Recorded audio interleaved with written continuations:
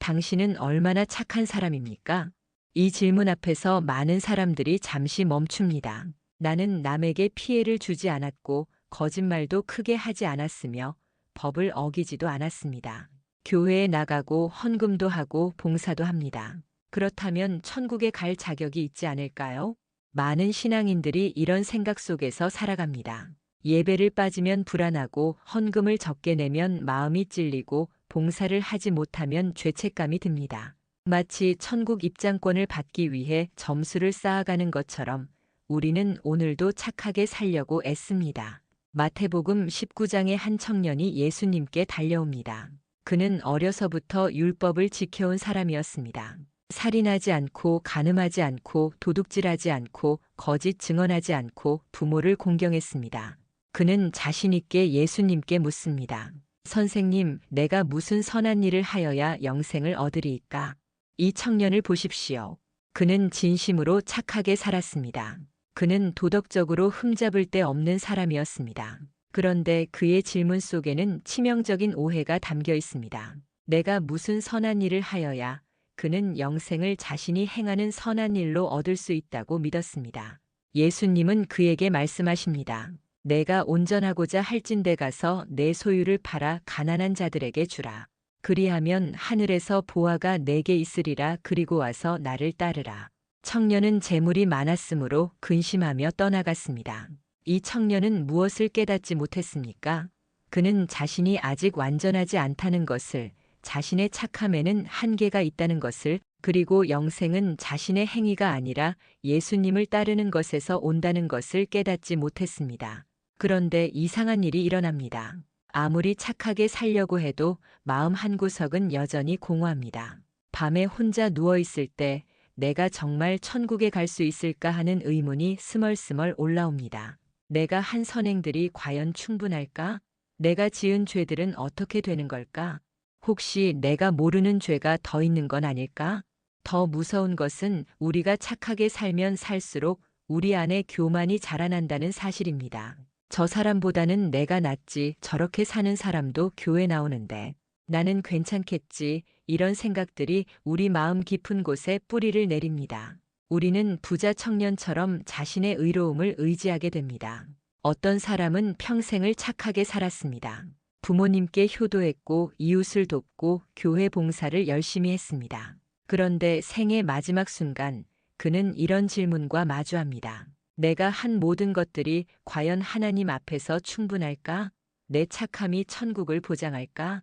이것은 단순한 질문이 아닙니다.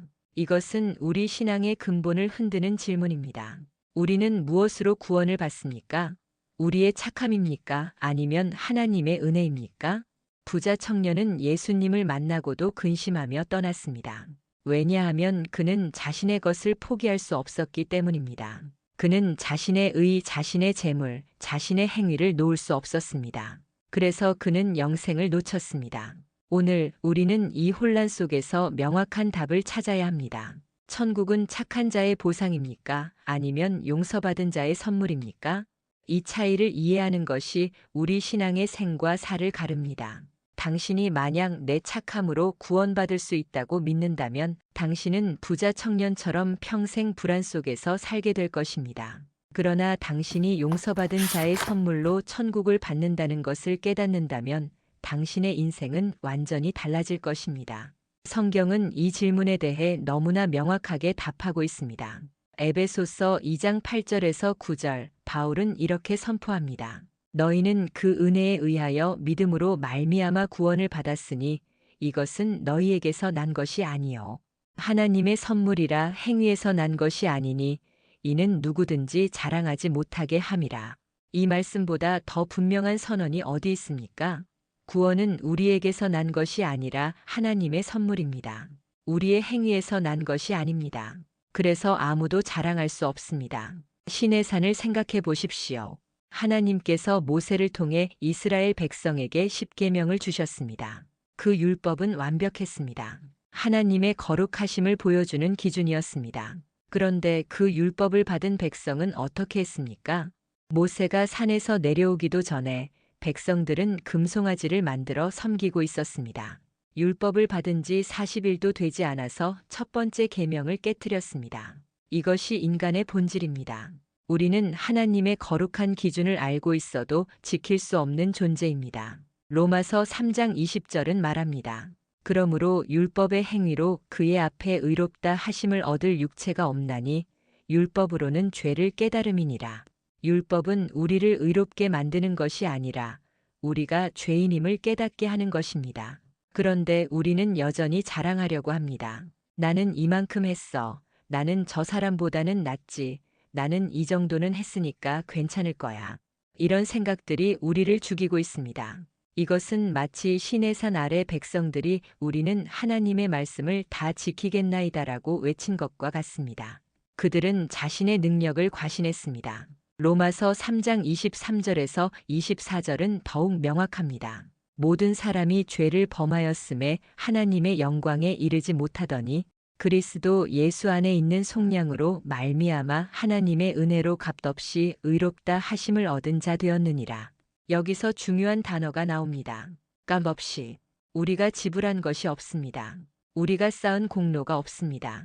그저 하나님의 은혜로 값없이 의롭다 하심을 얻었습니다. 모세가 광야에서 놋뱀을 든 것을 기억하십니까?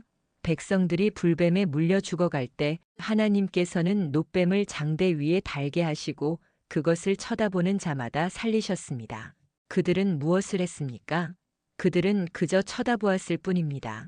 치료약을 만들지도 않았고 특별한 선행을 하지도 않았습니다. 그저 믿음으로 바라보았더니 살았습니다. 예수님은 이것을 요한복음 3장 14절에서 이렇게 말씀하십니다. 모세가 광야에서 뱀을 든 것 같이 인자도 들려야 하리니 십자가에 달리신 예수님을 바라보는 자는 삽니다. 우리가 무엇을 해서가 아니라 그분을 믿음으로 바라보기 때문입니다. 디도서 3장 5절은 이렇게 말씀하십니다. 우리를 구원하시되 우리가 행한 바 의로운 행위로 말미암지 아니하고 오직 그의 긍휼하심을 따라 중생의 씻음과 성령의 새롭게 하심으로 하셨나니 우리를 구원하신 것은 우리가 행한 의로운 행위 때문이 아닙니다. 오직 그분의 긍휼하심을 따라서입니다. 이것이 복음의 핵심입니다. 모세 시대의 백성들도 행위로는 구원받을 수 없었고 오늘날 우리도 마찬가지입니다. 그렇다면 우리의 착함은 의미가 없는 것일까요? 아닙니다. 야고보서 2장 17절은 말합니다. 이와 같이 행함이 없는 믿음은 그 자체가 죽은 것이라. 여기서 우리는 중요한 균형을 발견합니다. 우리는 행위로 구원받지 않지만 참된 구원은 반드시 행위를 동반합니다. 행위는 구원의 원인이 아니라 구원의 결과입니다. 우리가 착하게 사는 것은 천국에 가기 위해서가 아니라 이미 용서받았기 때문입니다. 이 차이를 이해하는 것이 매우 중요합니다. 착함이 우리를 천국에 보내는 것이 아니라 천국을 선물로 받은 우리가 감사함으로 착하게 사는 것입니다. 율법은 우리를 정죄하지만 은혜는 우리를 자유케 합니다. 그렇다면 은혜로 구원받는다는 것은 정확히 무엇을 의미합니까? 은혜는 우리가 받을 자격이 없는데도 하나님께서 주시는 선물입니다. 우리는 죄인입니다. 로마서 3장 10절에서 말씀하신 대로 의인은 없나니 하나도 없습니다. 우리 모두는 하나님의 기준에 미치지 못합니다. 아브라함을 생각해 보십시오. 창세기 15장 6절은 이렇게 말합니다. 아브람이 여호와를 믿으니 여호와께서 이를 그의 의로 여기시고 아브라함은 무엇을 했습니까? 그는 믿었습니다. 그것뿐입니다. 그는 위대한 선행을 쌓지 않았습니다. 그는 그저 하나님의 약속을 믿었습니다. 그런데 그 믿음이 의로 여겨졌습니다. 바울은 로마서 4장에서 아브라함의 이야기를 길게 설명합니다. 만일 아브라함이 행위로서 의롭다 하심을 받았으면 자랑할 것이 있으려니와 하나님 앞에서는 없느니라. 성경이 무엇을 말하느냐? 아브라함이 하나님을 믿음에 그것이 그에게 의로 여겨진 바 되었느니라. 아브라함에게는 자랑할 것이 없었습니다. 그는 우상을 섬기는 갈대아 우르에서 나온 사람이었습니다. 그는 완벽하지 않았습니다.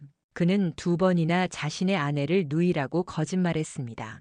그는 하나님의 약속을 기다리지 못하고 하갈을 통해 이스마엘을 낳았습니다. 그런데도 그는 믿음으로 의롭다 하심을 받았습니다. 하나님께서 그의 행위를 보신 것이 아니라 그의 믿음을 보셨습니다. 그리고 그 믿음을 의로 여기셨습니다. 이것이 은혜의 원리입니다. 그런데 많은 사람들이 이렇게 생각합니다. 나는 그렇게 나쁜 사람은 아니야. 살인도 안 했고 도둑질도 안 했고 큰 죄는 짓지 않았어. 이 정도면 괜찮지 않을까? 하지만 하나님의 기준은 우리의 기준과 다릅니다. 하나님은 완전하신 분이고 그분의 기준은 완전함입니다. 야고보서 2장 10절은 말합니다. 누구든지 온 율법을 지키다가 그 하나를 범하면 모두 범한 자가 되나니 이것은 마치 유리창과 같습니다. 유리창에 작은 금이 가든 큰 구멍이 나든 그 유리창은 깨진 것입니다. 우리는 모두 깨진 유리창입니다. 정도의 차이일 뿐 본질은 같습니다. 아브라함도 마찬가지였습니다. 그도 죄인이었습니다. 그도 실수했고 넘어졌고 두려워했습니다. 그런데 그가 하나님의 친구가 되고 믿음의 조상이 되고 의롭다 하심을 받은 이유는 단 하나, 그가 하나님을 믿었기 때문입니다. 그렇다면 우리에게는 희망이 없는 것일까요? 아닙니다. 여기서 복음이 시작됩니다. 우리가 할 수 없는 것을 하나님께서 하셨습니다. 우리가 하나님께 갈 수 없으니 하나님께서 우리에게 오셨습니다. 그분이 바로 예수 그리스도이십니다. 예수님은 우리를 대신해서 십자가에 달리셨습니다. 우리가 받아야 할 형벌을 그분이 받으셨습니다. 우리가 지은 죄의 대가를 그분이 지불하셨습니다. 이것이 대속입니다. 고린도후서 5장 21절은 말합니다. 하나님이 죄를 알지도 못하신 이를 우리를 대신하여 죄로 삼으신 것은 우리로 하여금 그 안에서 하나님의 의가 되게 하려 하심이라. 이것은 놀라운 교환입니다. 예수님은 우리의 죄를 가져가시고 우리에게 그분의 의를 주셨습니다. 우리는 죄인이었지만 그분 안에서 의인이 되었습니다. 이것이 칭의입니다. 아브라함이 믿음으로 의롭게 된 것처럼 우리도 예수 그리스도를 믿음으로 의롭게 됩니다. 갈라디아서 3장 6절부터 7절은 말합니다. 아브라함이 하나님을 믿음에 그것을 그에게 의로 정하셨다 함과 같으니라. 그런즉 믿음으로 말미암은 자들은 아브라함의 아들인 줄 알지어다. 그러므로 천국은 착한 사람이 가는 곳이 아닙니다. 천국은 용서받은 사람이 가는 곳입니다. 천국은 내가 이룬 의로 가는 곳이 아니라 예수님께서 이루신 의로 가는 곳입니다. 이것을 깨닫는 순간 우리의 신앙은 완전히 달라집니다. 우리는 더 이상 천국에 가기 위해 착하게 살지 않습니다. 우리는 이미 천국을 선물로 받았기 때문에 감사함으로 착하게 삽니다. 이것이 은혜의 복음입니다. 아브라함의 믿음은 죽은 믿음이 아니었습니다. 그의 믿음은 행동으로 나타났습니다. 하나님께서 고향을 떠나라 하시자 떠났고 아들을 드리라 하시자 순종했습니다. 그러나 그 행동은 구원의 원인이 아니라 결과였습니다. 우리도 마찬가지입니다. 우리의 선행은 구원을 얻기 위한 수단이 아니라 구원받은 자의 감사의 표현입니다. 이 차이가 모든 것을 바꿉니다. 제가 아는 한 형제님의 이야기를 들려드리고 싶습니다. 그는 평생을 착하게 살았습니다. 교회 장로였고 헌금도 성실히 했으며 봉사도 열심히 했습니다. 새벽 기도를 빠지지 않았고 성경을 매일 읽었습니다. 누가 봐도 모범적인 신앙인이었습니다. 그런데 이상하게도 그의 마음에는 평안이 없었습니다. 밤마다 그는 자신의 행적을 돌아보며 괴로워했습니다. 오늘 새벽 기도 때 졸았던 것, 헌금을 조금 적게 낸 것, 봉사하면서 불평했던 마음, 이런 것들이 그를 짓눌렀습니다. 그는 더 열심히 해야겠다고 다짐했습니다. 더 많이 기도하고 더 많이 헌금하고 더 많이 봉사하면 이 불안이 사라질 거라고 생각했습니다. 하지만 이상하게도 더 열심히 할수록 더 불안해졌습니다. 왜냐하면 아무리 해도 완벽할 수 없었기 때문입니다. 그는 마치 시지프스 같았습니다. 바위를 산 위로 밀어 올리지만 정상에 거의 다다르면 다시 바위가 굴러 떨어지는 것처럼 그는 계속해서 자신의 의를 쌓으려 했지만 결코 충분하지 않았습니다. 어느 날 그는 심장이 멎을 것 같은 고통 속에서 병원에 실려갔습니다. 의사는 극심한 스트레스로 인한 심장 질환이라고 했습니다. 병상에 누워있는 동안 그는 자신의 신앙을 돌아보기 시작했습니다. 나는 대체 누구를 위해 이렇게 살았나? 나는 하나님을 사랑해서 이렇게 한 것인가? 아니면 천국에 가기 위해 점수를 쌓은 것인가? 만약 내가 내일 죽는다면 내가 한 이 모든 것들이 나를 구원할 수 있을까? 그는 이사야 64장 6절을 떠올렸습니다. 우리는 다 부정한 자 같아서 우리의 의는 다 더러운 옷 같으며 그의 모든 의로운 행위가 하나님 앞에서는 더러운 옷과 같다는 것을 그는 비로소 깨닫기 시작했습니다. 그날 밤 그는 무너졌습니다. 그리고 엎드려 울면서 기도했습니다. 하나님, 저는 아무것도 할 수 없습니다. 제 의로움은 다 더러운 옷과 같습니다. 저를 불쌍히 여겨 주십시오. 제가 평생 쌓은 모든 것이 헛되다는 것을 이제야 알았습니다. 오직 예수님의 십자가만이 제 소망입니다. 그 순간 그는 에베소서 2장 8절의 말씀을 새롭게 깨달았습니다. 너희는 그 은혜에 의하여 믿음으로 말미암아 구원을 받았으니 이것은 너희에게서 난 것이 아니요 하나님의 선물이라. 그는 깨달았습니다. 구원은 내가 쌓아가는 것이 아니라 이미 주어진 선물이라는 것을, 내가 착해서 받는 보상이 아니라 내가 죄인임을 인정할 때 받는 은혜라는 것을. 병상에서 회복되는 동안 그는 성경을 다시 읽기 시작했습니다. 그런데 이번에는 전혀 다른 눈으로 읽혔습니다. 전에는 해야 할 일의 목록으로 읽었다면 이제는 이미 이루어진 사랑의 편지로 읽혔습니다. 그날 이후 그의 신앙이 완전히 바뀌었습니다. 그는 여전히 새벽 기도에 나가고 헌금하고 봉사합니다. 하지만 이제는 천국에 가기 위해서가 아닙니다. 이미 용서받은 감사함 때문입니다. 그의 얼굴에는 이전에 없던 평안과 기쁨이 넘쳤습니다. 그는 이렇게 고백했습니다. 나는 평생 착한 사람이 되려고 애썼지만 하나님께서 원하신 것은 용서받은 사람이 되는 것이었습니다. 천국은 내가 이룬 의로 가는 곳이 아니라 예수님의 의를 선물로 받은 자들이 가는 곳입니다. 그의 아내는 남편이 완전히 다른 사람이 되었다고 말했습니다. 전에는 항상 긴장하고 불안해하며 자신과 다른 사람을 판단했는데 이제는 여유롭고 은혜롭게 살아간다고 했습니다. 그는 더 이상 다른 사람과 자신을 비교하지 않습니다. 왜냐하면 그는 이미 하나님께 받아들여진 자이기 때문입니다. 성경에는 이 진리를 생생하게 보여주는 이야기들이 있습니다. 누가복음 18장에 나오는 바리새인과 세리의 기도입니다. 이 이야기는 우리가 오늘 다루는 주제의 핵심을 정확하게 보여줍니다. 바리새인이 성전에 올라갑니다. 그는 서서 이렇게 기도합니다. 하나님이여, 나는 다른 사람들 곧 토색, 불에, 간음을 하는 자들과 같지 아니하고 이 세리와도 같지 아니함을 감사하나이다. 나는 일해에 2번씩 금식하고 또 소득의 11조를 드리나이다. 이 사람의 기도를 자세히 들어보십시오. 그는 실제로 의로운 삶을 살았습니다. 그는 금식했습니다.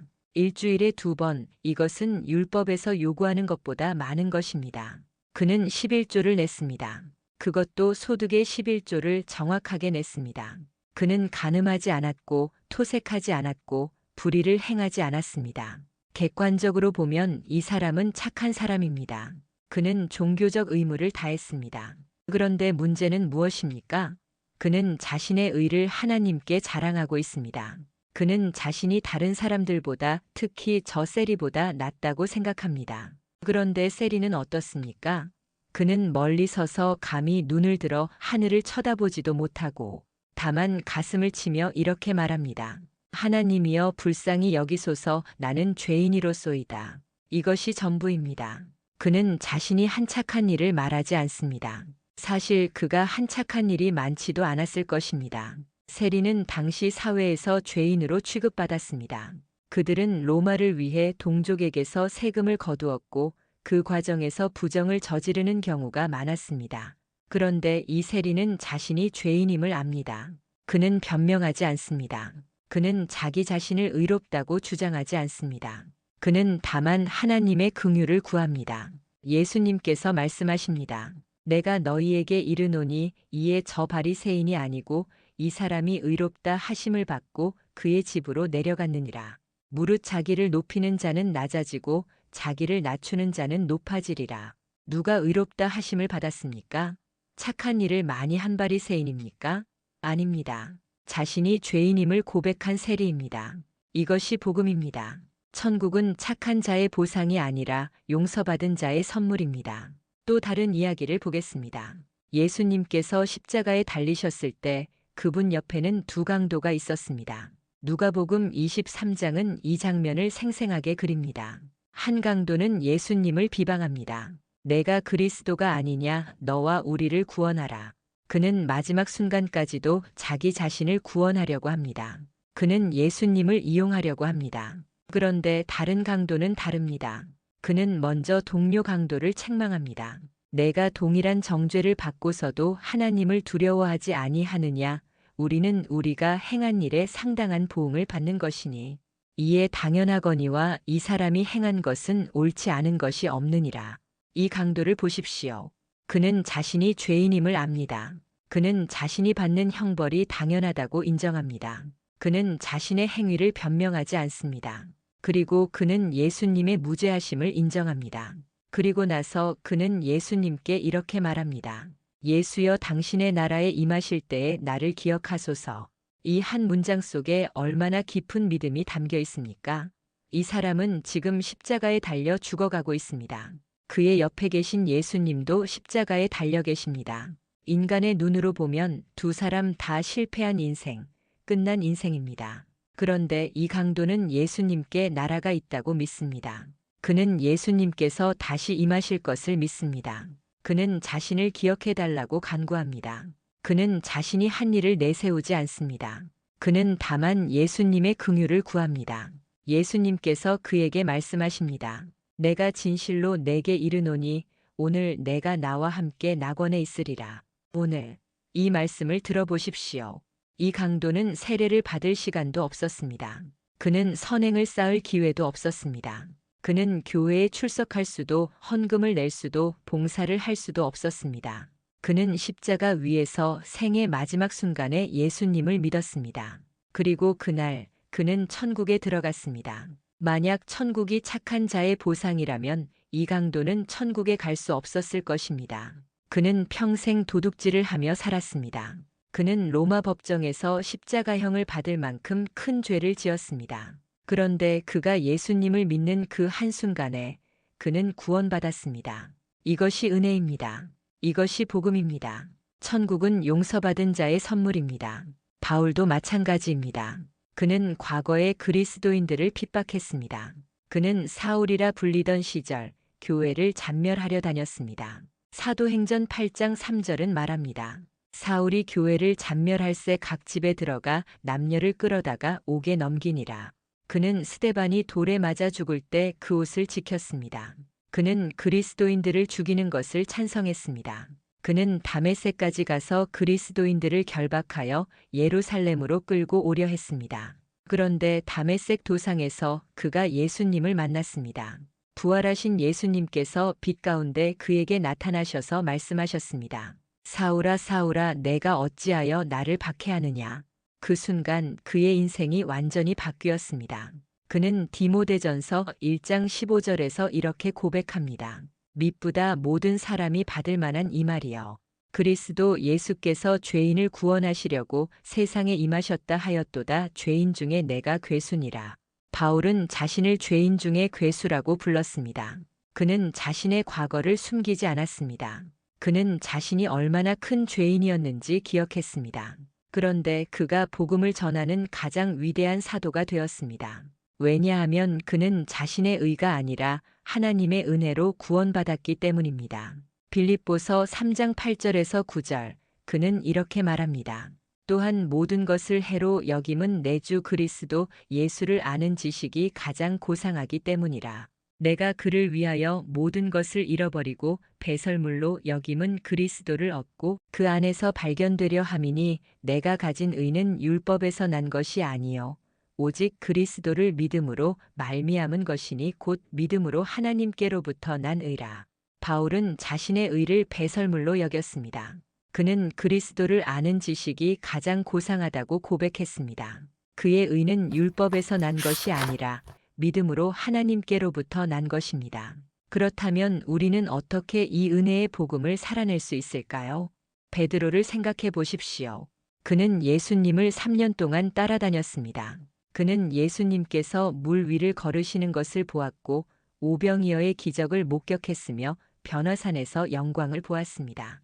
그는 예수님께 고백했습니다. 주는 그리스도시요 살아계신 하나님의 아들이시니이다. 그는 또한 예수님께 장담했습니다. 다 주를 버릴지라도 나는 결코 버리지 않겠나이다. 그는 자신의 충성심을 확신했습니다. 그는 자신이 다른 제자들보다 낫다고 생각했습니다.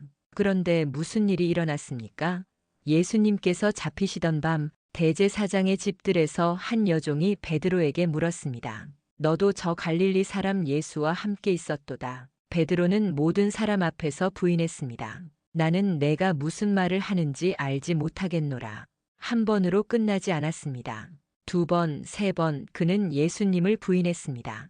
심지어 세 번째는 맹세하고 저주하며 말했습니다. 나는 그 사람을 알지 못하노라. 바로 그 순간 닭이 울었습니다. 누가복음 22장 61절은 말합니다. 주께서 돌이켜 베드로를 보시니 베드로가 주의 말씀 곧 오늘 닭 울기 전에 내가 세 번 나를 부인하리라 하심이 생각나서 예수님께서 베드로를 보셨습니다. 그 눈빛 속에 무엇이 있었을까요? 정죄였을까요? 아닙니다. 사랑이었습니다. 베드로는 밖에 나가서 심히 통곡했습니다. 베드로는 실패했습니다. 그는 자신이 장담했던 것을 지키지 못했습니다. 그는 자신의 의로움이 얼마나 약한지 깨달았습니다. 만약 구원이 우리의 착함에 달려 있다면 베드로는 그 순간 구원을 잃었을 것입니다. 그런데 부활하신 예수님께서 베드로를 찾아오셨습니다. 요한복음 21장 디베랴 해변에서 예수님은 베드로에게 세 번 물으셨습니다. 내가 나를 사랑하느냐? 베드로는 세 번 대답했습니다. 주님, 그러하나이다. 내가 주님을 사랑하는 줄 주께서 아시나이다. 예수님께서는 베드로를 정죄하지 않으셨습니다. 대신 그에게 사명을 주셨습니다. 내 양을 먹이라. 베드로는 용서받았습니다. 그는 회복되었습니다. 그리고 그는 오순절에 성령을 받아 3,000명을 회심시키는 설교를 했습니다. 만약 구원이 우리의 행위에 달려 있다면 베드로는 끝났을 것입니다. 그러나 구원은 하나님의 은혜이기에 베드로는 다시 일어날 수 있었습니다. 그렇다면 우리는 어떻게 해야 할까요? 가장 먼저 해야 할 것은 우리 자신이 죄인임을 인정하는 것입니다. 로마서 3장 23절에서 말씀하신 대로 모든 사람이 죄를 범하였음에 하나님의 영광에 이르지 못하더니 우리는 모두 죄인입니다. 베드로처럼 우리도 넘어지는 존재입니다. 이것을 인정하는 것이 구원의 첫걸음입니다. 매일 아침 일어나서 이렇게 고백하십시오. 하나님, 저는 죄인입니다. 제 의로움은 더러운 옷과 같습니다. 오직 예수 그리스도의 보혈로만 제가 깨끗해질 수 있습니다. 이 고백이 우리를 교만에서 건져냅니다.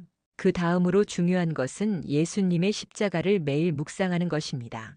갈라디아서 2장 20절은 말합니다. 내가 그리스도와 함께 십자가에 못 박혔나니 그런즉 이제는 내가 사는 것이 아니요 오직 내 안에 그리스도께서 사시는 것이라. 매일 밤 잠들기 전 십자가를 묵상하십시오. 예수님께서 나를 위해 무엇을 하셨는지, 그분이 흘리신 보혈이 무엇을 의미하는지, 그 사랑이 얼마나 크고 깊은지를 묵상하십시오. 이 묵상이 우리를 감사와 찬양으로 인도합니다. 또한 우리는 이 은혜를 받았기에 은혜로 살아야 합니다. 에베소서 4장 32절은 말합니다. 서로 친절하게 하며 불쌍히 여기며 서로 용서하기를 하나님이 그리스도 안에서 너희를 용서하심과 같이 하라. 우리가 용서받았기에 우리도 다른 사람을 용서해야 합니다. 베드로가 용서받았듯이 우리도 용서받았습니다. 그러므로 우리도 다른 사람을 용서해야 합니다. 우리가 은혜를 받았기에 우리도 다른 사람에게 은혜를 베풀어야 합니다. 이것이 복음을 사는 삶입니다. 21일 동안 이렇게 실천해 보십시오. 아침에 일어나면 자신이 죄인임을 고백하고 예수님의 십자가를 찬양하십시오. 요한복음 3장 16절을 큰 소리로 선포하십시오. 하나님이 세상을 이처럼 사랑하사 독생자를 주셨으니 이는 그를 믿는 자마다 멸망하지 않고 영생을 얻게 하려 하심이라. 낮 동안에는 내가 만나는 사람들에게 은혜를 베푸십시오. 누군가가 실수했을 때 정죄하지 말고 용서하십시오. 베드로도 실수했지만 용서받았습니다. 누군가가 어려움에 처했을 때 판단하지 말고 도와주십시오. 왜냐하면 당신도 용서받았기 때문입니다. 밤에 잠들기 전에는 오늘 하루를 돌아보며 감사하십시오. 내가 오늘도 호흡할 수 있었던 것, 내가 오늘도 하나님의 자녀로 살 수 있었던 것, 이 모든 것이 은혜임을 고백하십시오. 만약 오늘 실수했다면 베드로처럼 회개하고 예수님께서 여전히 당신을 사랑하심을 믿으십시오. 그리고 매주 주일 예배에 나가 십자가의 복음을 다시 듣고 성찬식에 참여하여 그 보혈을 기억하십시오.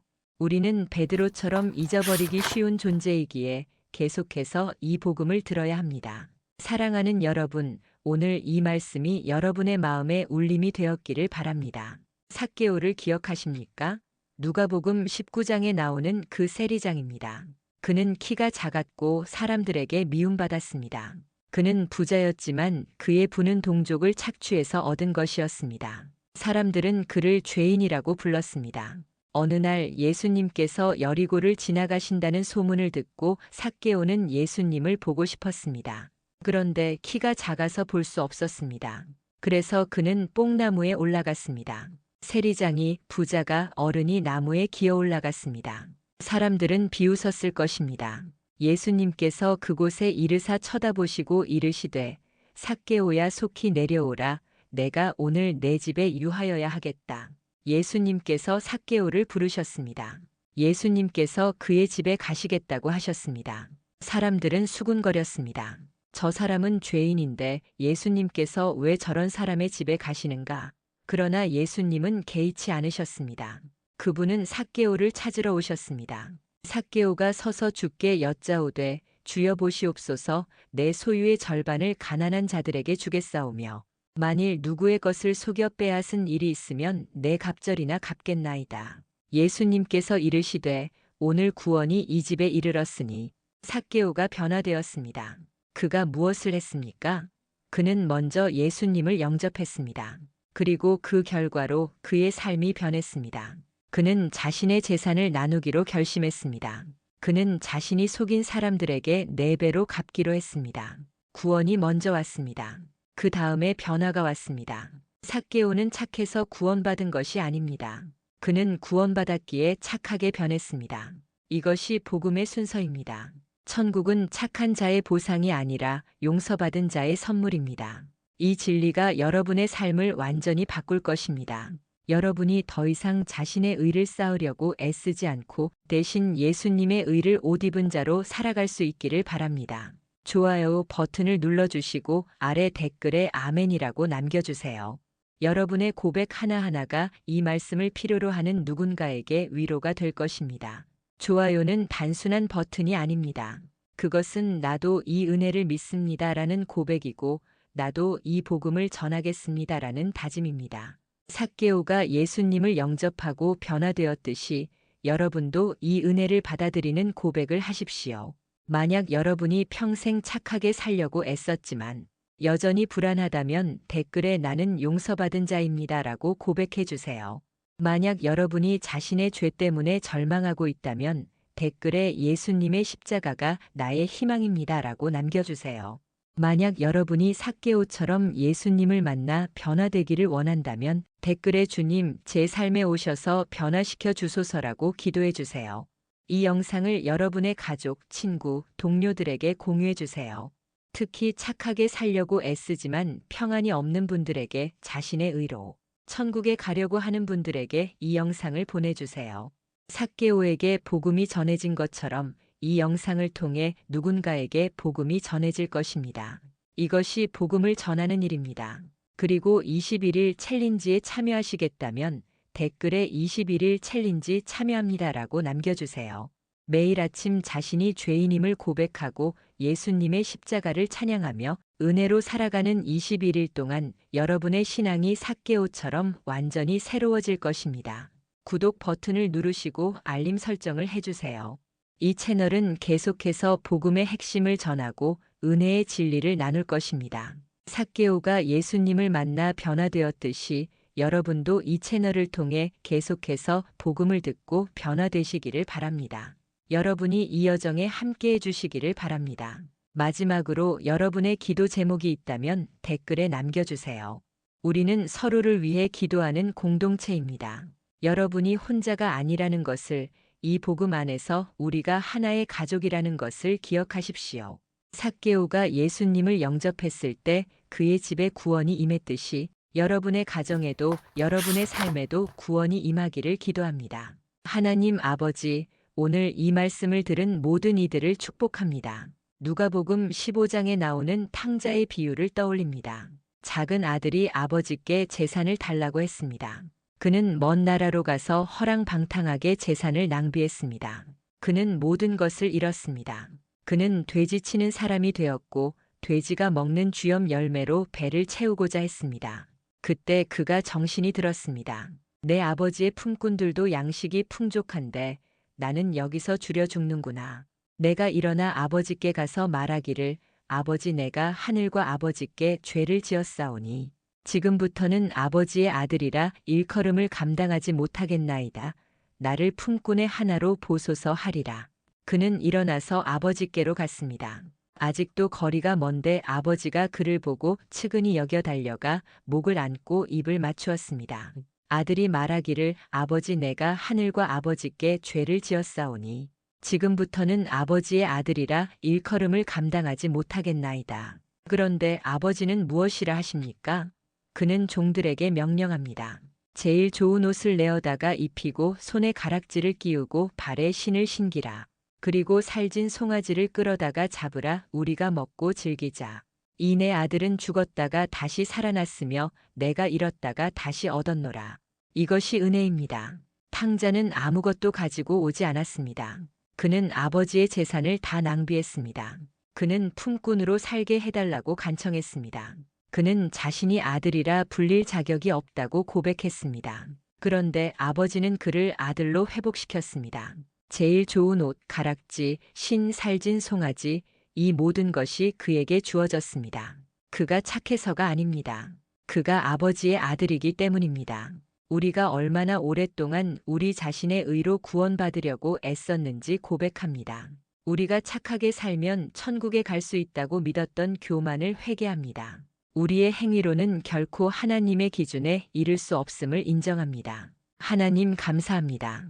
우리가 탕자처럼 모든 것을 잃었을 때도 당신은 우리를 기다리고 계셨습니다.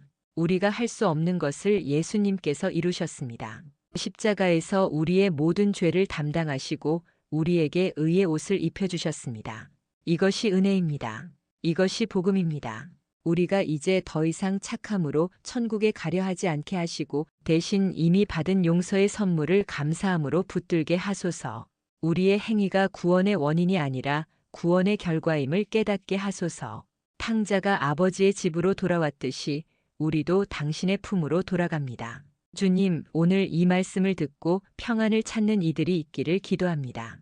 평생 불안 속에서 살았던 이들이 이제 예수님의 완전한 희생 안에서 안식을 찾기를 기도합니다. 자신의 죄 때문에 절망했던 이들이 십자가의 능력을 다시 발견하기를 기도합니다.